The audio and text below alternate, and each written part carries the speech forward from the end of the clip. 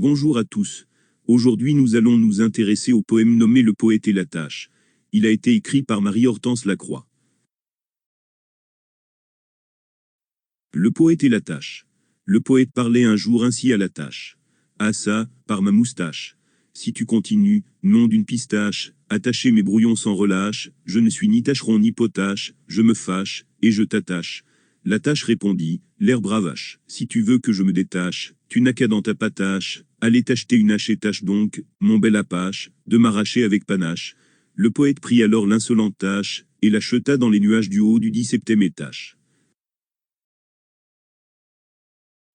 Le poème est composé de 15 vers, les rimes sont en hache, la métrique syllabique est irrégulière. Ce poème est spécial, puisque des tâches remplacent les mots tâches, ou les mots contenant le mot tâche. La tâche est présente dans le titre, mais aussi dans 13 vers sur 15. Le poème finit par une tâche. La tâche ne remplace que le mot tâche durant 5 fois. La tâche remplace une partie d'un mot dans les cas suivants. Moustache, tâcher, tâcheron, potache, attache, détache, patache, tacheter et tâche. Le mot tâche a une influence sur le poète, puisqu'il déforme certains mots. Ainsi, jeta devient cheta, nuage devient nuage, et étage devient étache. Il y a un dialogue entre une tâche et le poète. Le discours est important, puisqu'il correspond à 10 vers sur 15, soit les 2/3 du poème. Le rapport est conflictuel. C'est le poète qui débute le dialogue. Il se plaint de la présence de la tâche qui lui gâche son travail. Il veut avoir des brouillons impeccables.